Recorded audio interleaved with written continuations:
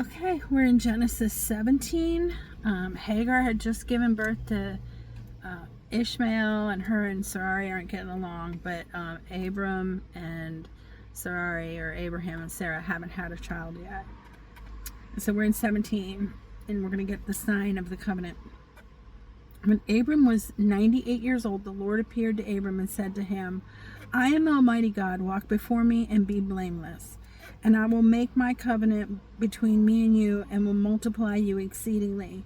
Then Abram fell on his face, and God talked with him, saying, As for me, behold, my covenant is with you, and you shall be a father of many nations. So he's saying it again. No longer shall your name be Abram, but your name shall be Abraham, for I have made you a father of many nations.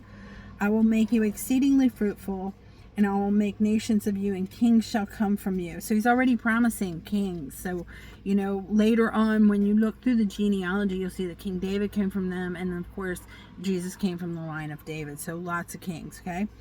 And I will establish my covenant between me and you and your descendants after you and their generations for an everlasting covenant, to be God to you and your descendants thereafter. And also I give to you and your descendants after you the land in which you are a stranger, all the land of Canaan, as an everlasting possession, and I will be their God.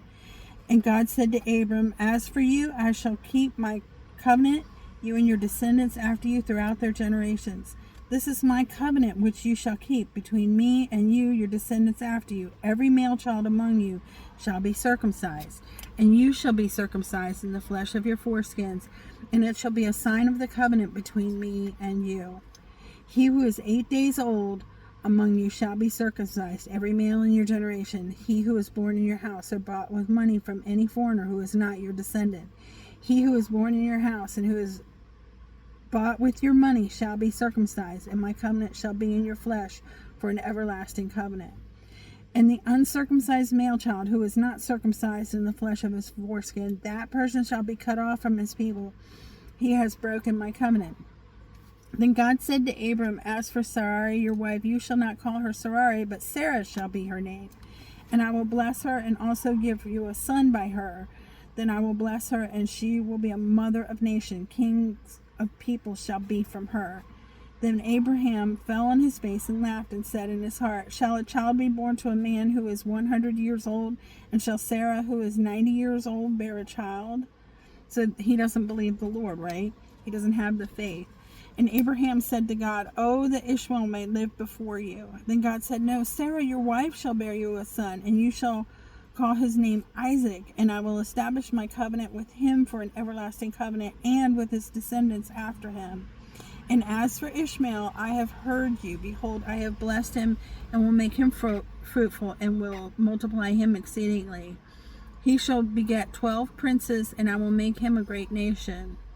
So the promise was to Ishmael and to Isaac. Well, two separate promises, but both to have great nations come from them. But my covenant will establish with Isaac, whom Sarah shall bear to you at this set time next year. So she's going to get pregnant soon. And then he finished talking up with him, and God went up from Abraham. So Abraham took Ishmael and his sons, who were all he took Ishmael his son, and all who were born in his house, and all who were bought with his money, every male among the men of Abram's house, and circumcised the flesh of their foreskins that very same day as God had said to him. So every single male that was within his household, from the smallest baby Ishmael, which I'm not sure how old Ishmael was at that time, but he was a child, all the way up to Abraham himself and everybody in between, every male. And Abraham was 99 years old when he was circumcised in the flesh of his foreskin. And Ishmael, his son, was 13. Okay, so Ishmael was 13 years old when he was circumcised in the flesh of his foreskin. And that very same day, Abraham was circumcised, and his son Ishmael, and all the men of his house, born in the house or bought with money from a foreigner, were circumcised. That includes his servants. Every single person who was part of his household was circumcised. And that's the end of verse 17.